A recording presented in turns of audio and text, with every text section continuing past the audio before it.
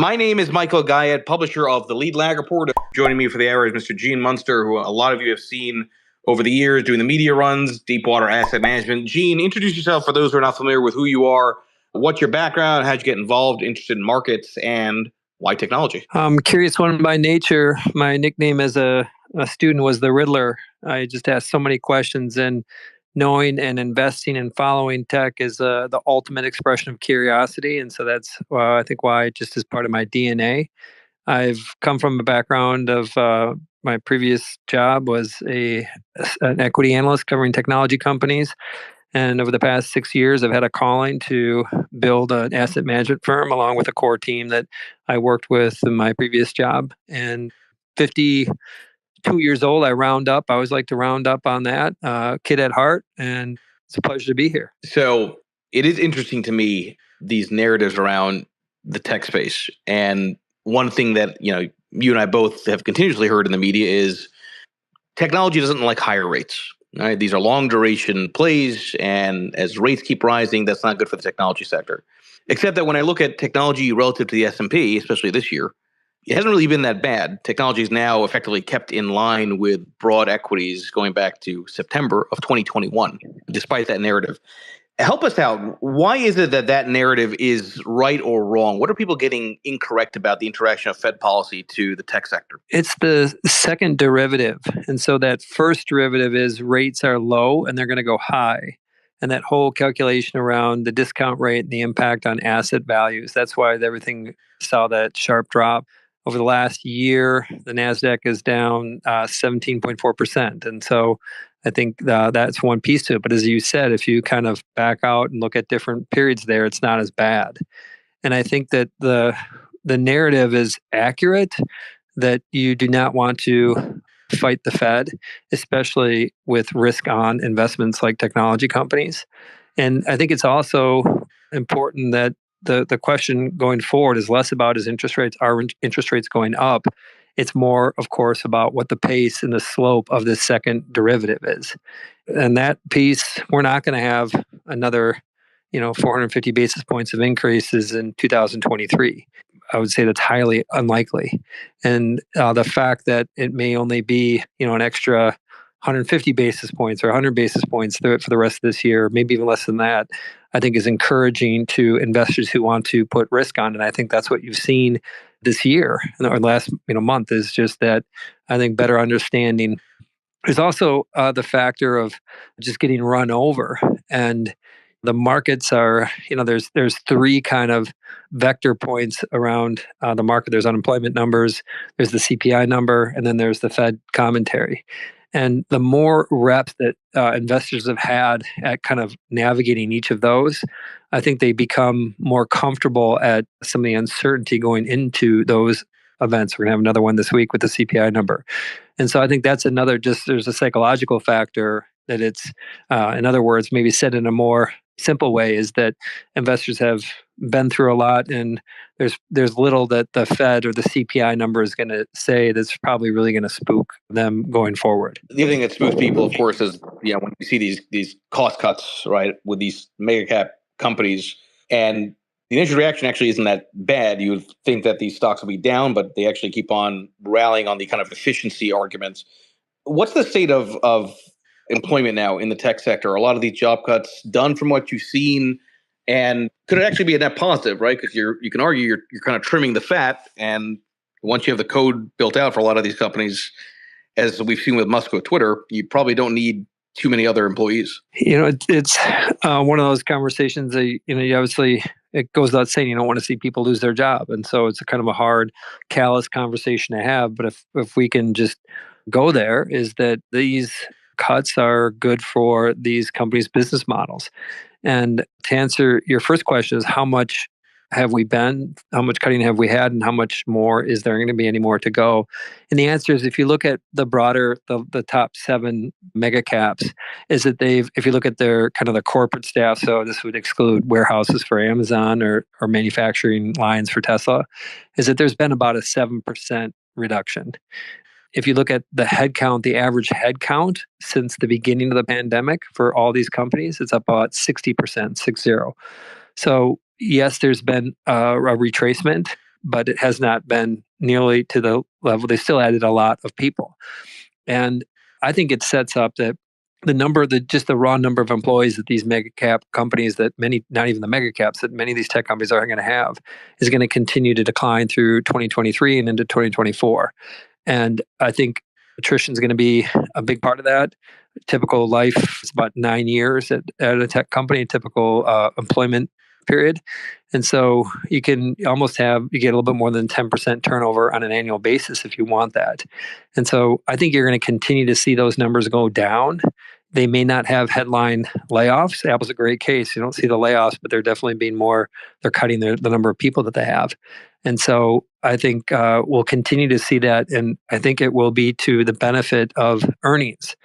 That is a topic that a lot of these tech companies haven't wanted to have with their employees over the past 5-10 years. It's been more of a family approach to how these companies kind of nurture their employees.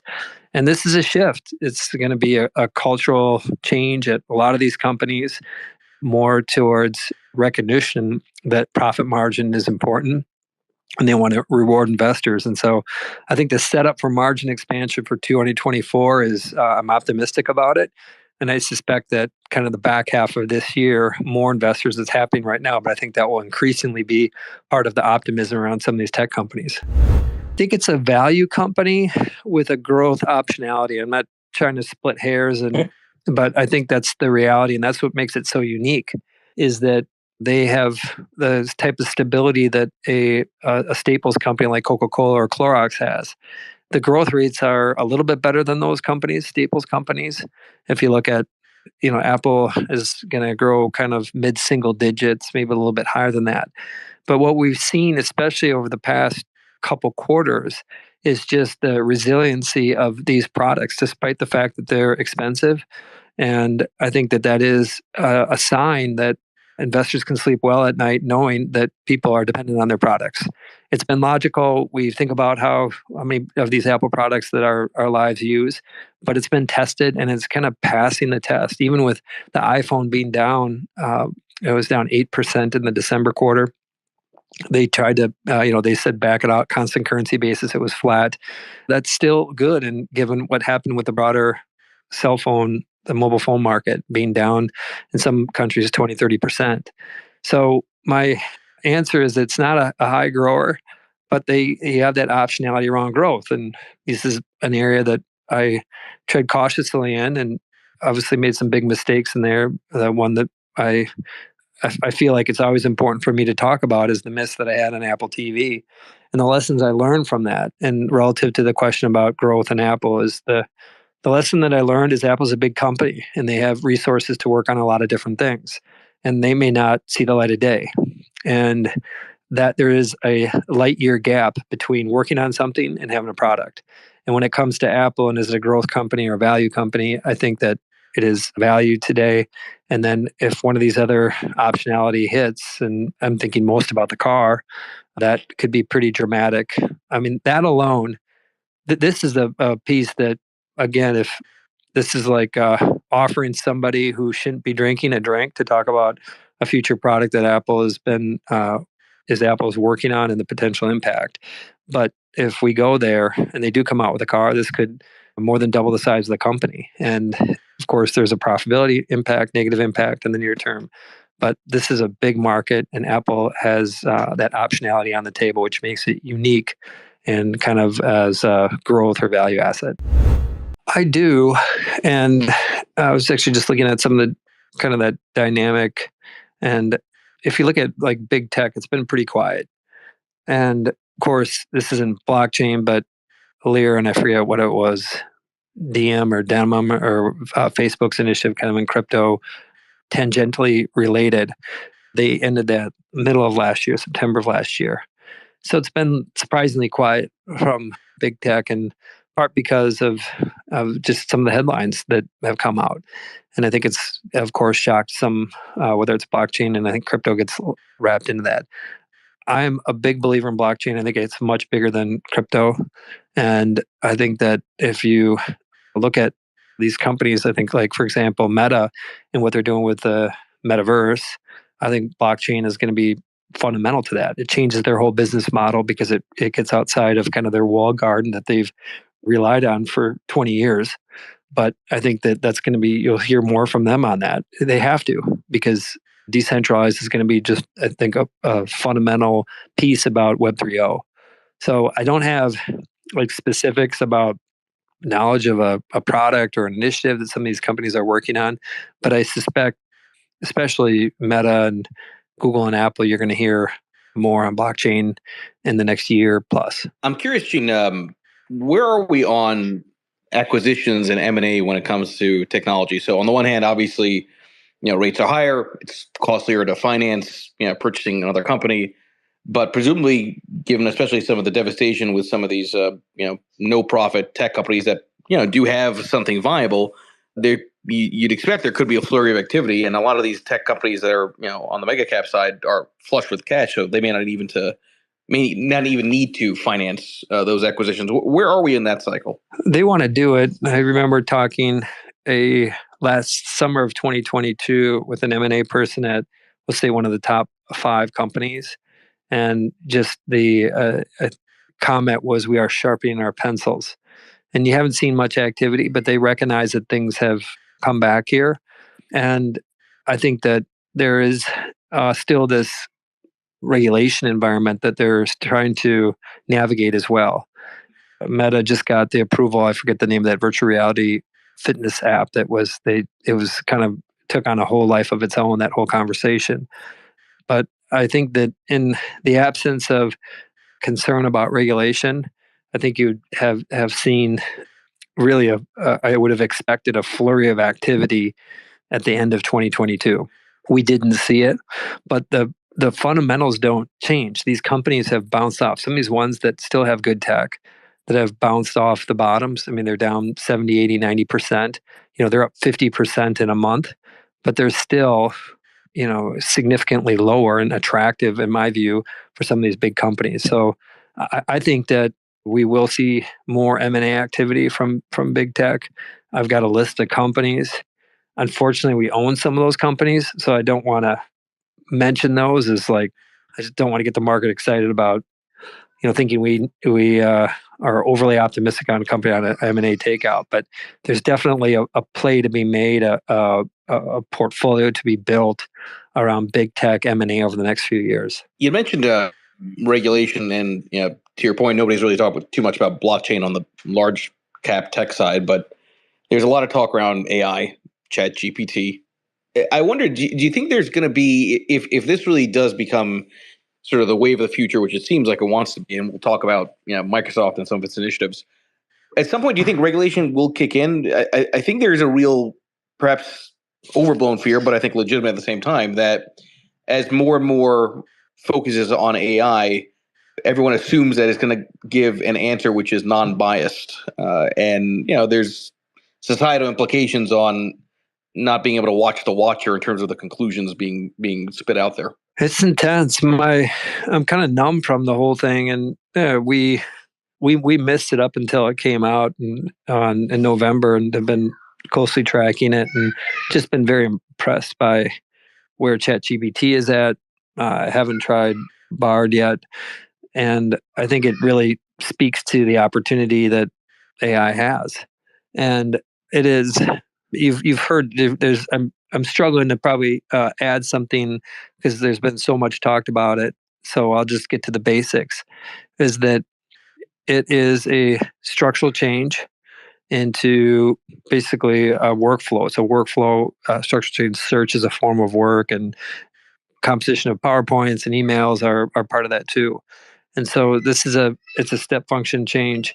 And I think given some of our skepticism around truth, the word truth, and how much misinformation is out there and is just kind of becoming a part of how we navigate the web, I think that there's going to be this massive skepticism around, how biased is AI. So maybe starting point number one, we're not going to be able to stop it. And my family is, I frequently talk to them about their concerns about AI, and I share some of those. And they want investors to do something to stop it. And unfortunately, there's very little to do when they get $10 billion from Microsoft, OpenAI does, and Google's spending as much as probably a similar amount. So it's going to happen. And then the question is, how does it impact regulation? And it's very similar to when Facebook opened up outside of college campuses and just started going rampant growth and trying to get your heads around what does it mean for kind of society and mental health at that point. It would have been pretty difficult to have projected what the impact is going to be. And I think we're in a similar state here, and it's not going to happen. We're going to talk about it a lot for the next 6 months, a year, and then we're probably not going to talk about it for a while. And then slowly it's going to come back more into mainstream. And 10 years from now, it's going to be something that we're going to have to navigate.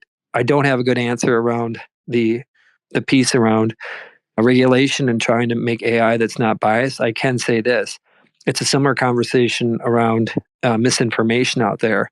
And companies and the government have not been able to find a way to properly moderate and navigate that. Yeah, and this has been sort of a struggle for me in terms of, obviously I agree with you, it's not stoppable.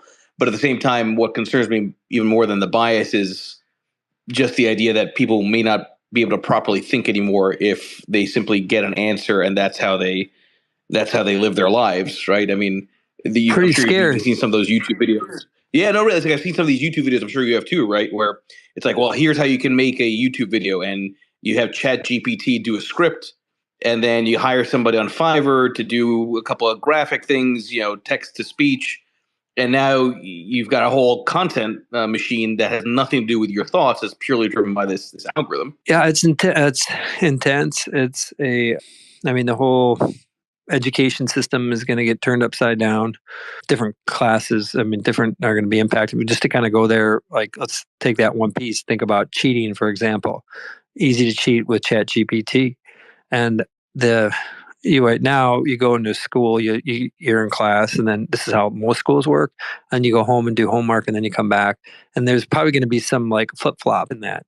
And there's going to be where you watch the lecture at home, and then somebody watches you do your homework, watches you make sure that you're not using Chat GPT and other AI tools to do your homework. And it's tough, especially for schools that don't have the resources to monitor people. But that's probably what is going to come down to is more tests in word form.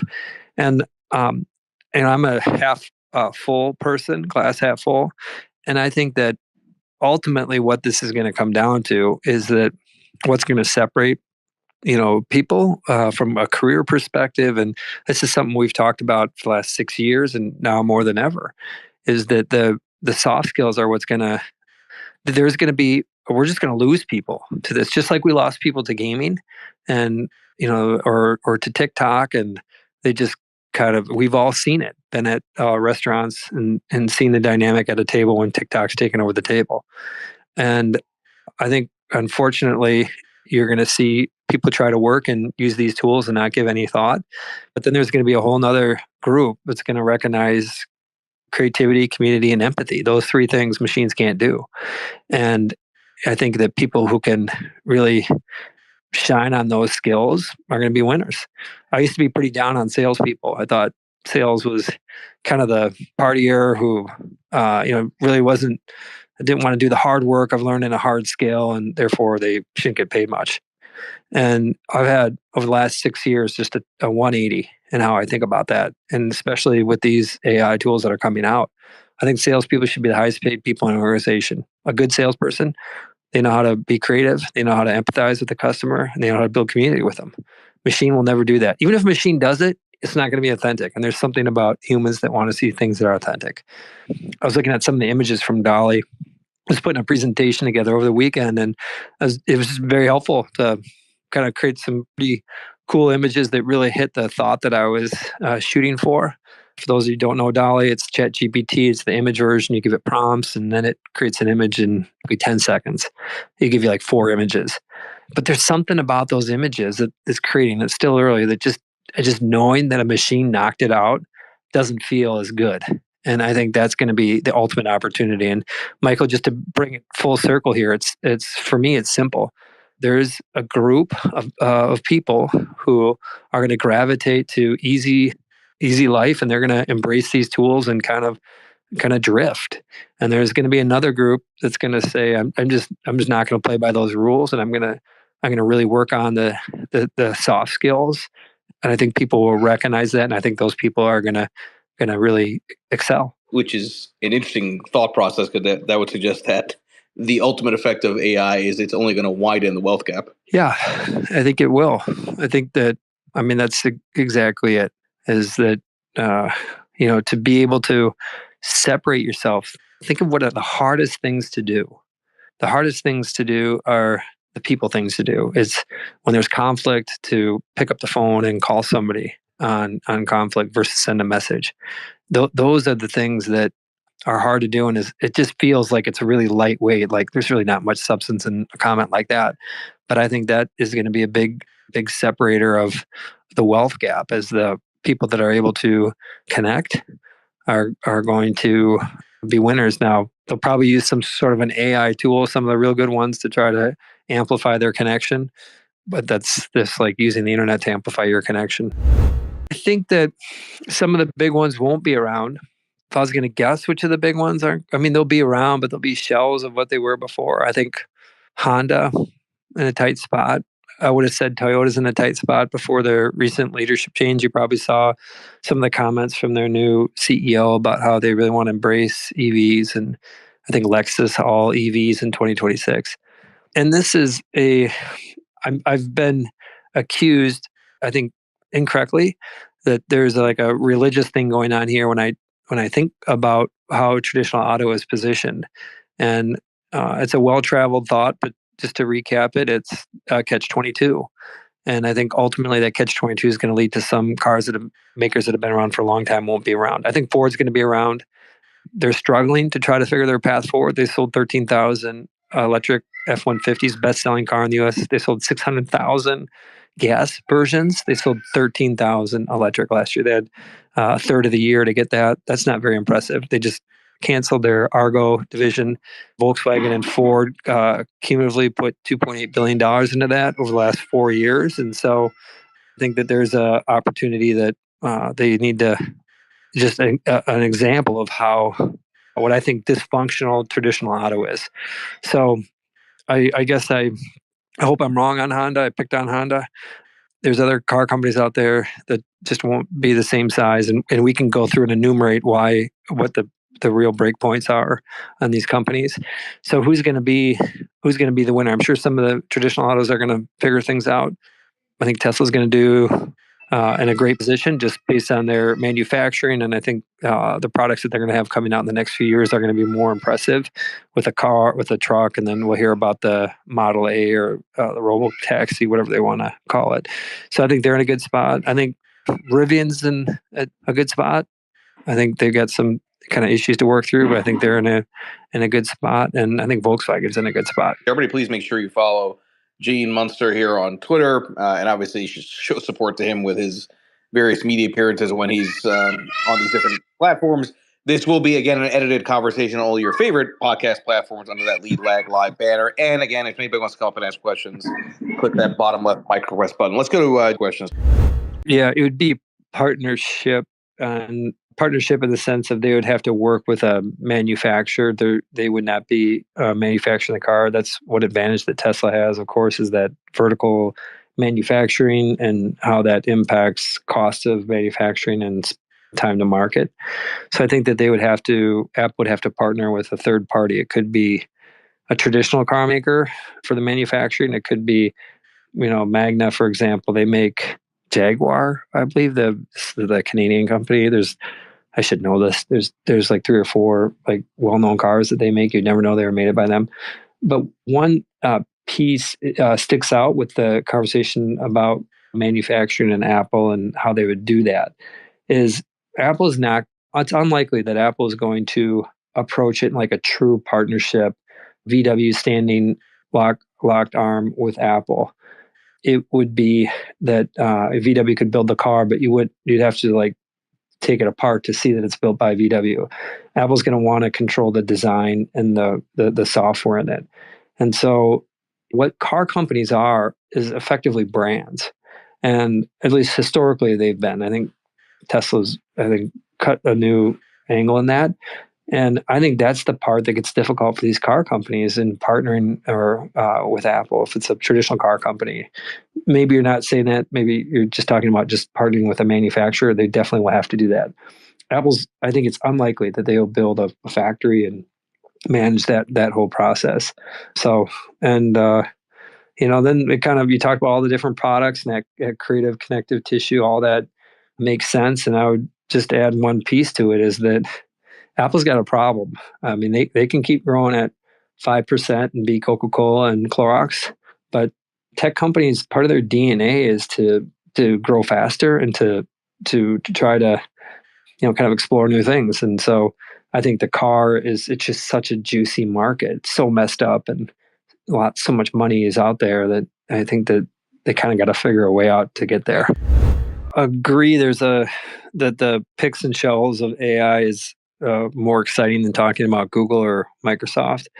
Can say we own Google and one of our funds, and then we don't mess around with a lot of the other smaller quote AI companies, and we own the chips, and mostly on the chip side for the hardware side, just for the build out, because it's going to be a race. And so as far as how big of a race it's going to be, and what's the energy and the storage component, and where do you get that energy from, and how much capacity is out there, the numbers out there, there's a wide spectrum, and some things I've read suggest that there's no way that we can integrate AI to search because there's not enough computing capacity in the world to do that. And then Microsoft says they can do it. Google says they can do it.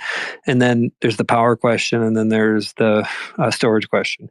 And I don't have a good answer about like how big it's going to be, but that level is going to be critical, and it's going to grow, and it will accelerate and grow for these companies. And so I think that energy and storage on the clean energy side is going to be, I think, kind of a second layer to AI. I think they just want to get the juice to run the machines. That's going to be the next 5 years, and then a layer in a storage piece.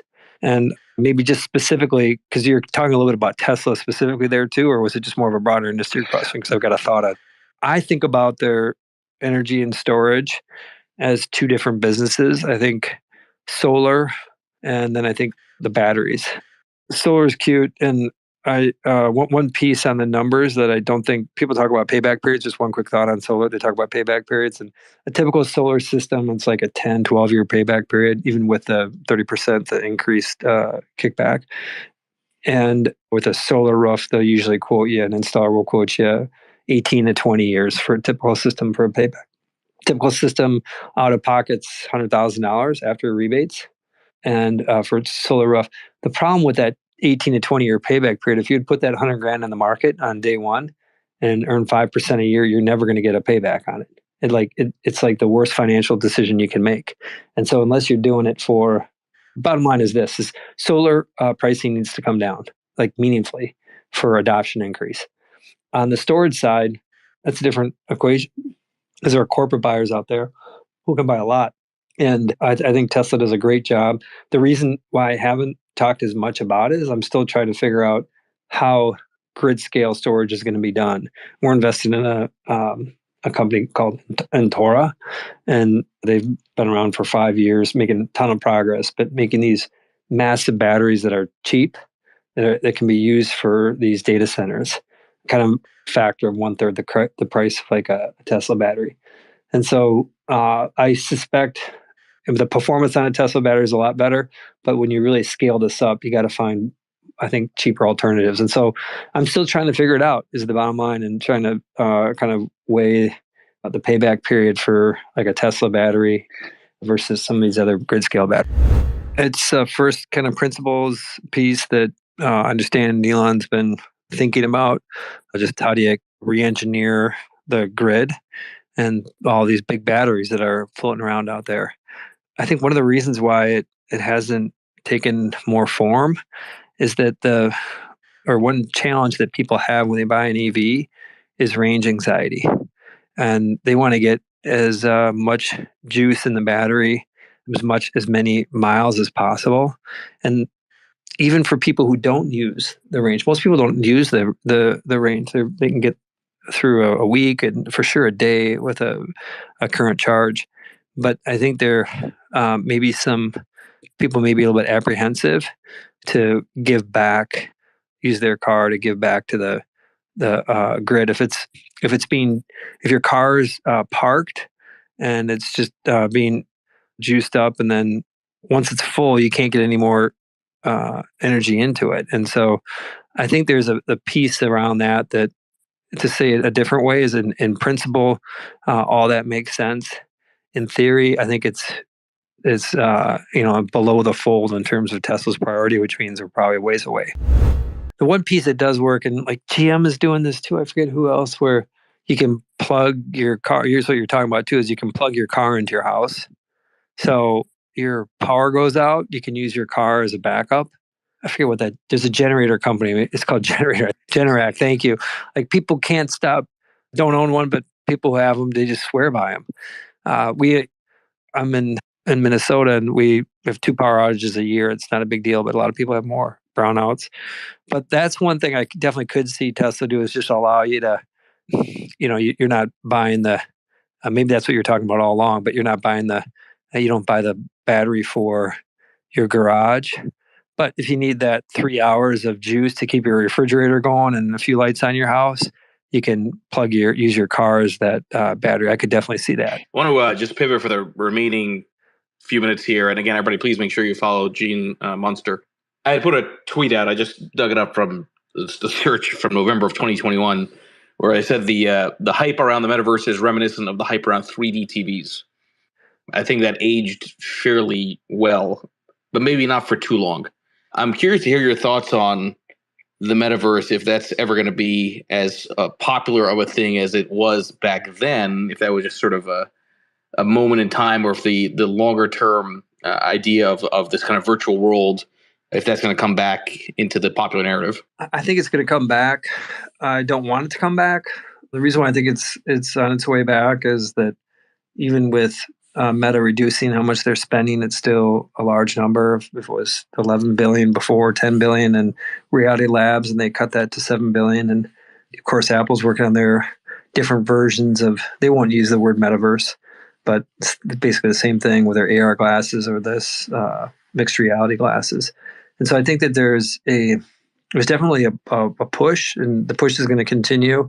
And there's a push for 3D TV too. I think it's a great example, and well played on that. I think that the question comes down, and this has been our view for the past year, as we've struggled with where the metaverse has been, is there going to be something beyond mobile? And if the answer is mobile and variations of mobile, how we know it, a screen in our pocket, is going to be what we're going to have for the next 30 years, then the metaverse isn't going to happen. But if there's like just the natural guess about like what beyond could that be, what could be beyond that, beyond the phone, it seems like it's the metaverse, more as defined as something that's more immersive. Could be part of the real world and artificial world together, like AR. But so that's the piece that I think it's going to find its way. I think the Quest Pro, that really hasn't been doing much. The Quest hardware for Meta, I think it was down 30% year over year in the December quarter. A little bit of a tough comp of a new product, but that's not a sign that a market's taken off. So I'd say all indications are we're on a fast track for 3D TV, but I think the world's going to want to move beyond. And part of it too is that I look at the engagement around gaming, and that's pretty intense. And I think that, these types of experiences kind of play into that emotion that people have around gaming. Therefore, I think that it will be addictive, and ultimately, I think it's going to, unfortunately, be part of how we live. For those that want to invest more similar to you, and are trying to maybe identify the next major trend or theme in the tech space, what would be your suggestion? What are some of the things that you look for that says, okay, that's an emerging dynamic that you got to pay attention to? Well, we considered frontier tech, and there's different pockets that we As we think about frontier tech, and metaverse is one of those areas, batteries, EVs, AI. And so we just kind of break down each theme and debate each theme.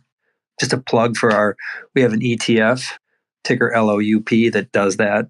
It basically looks at those kind of 4 core themes, and then we rebalance it on a monthly basis. And so the answer is, how do you do it?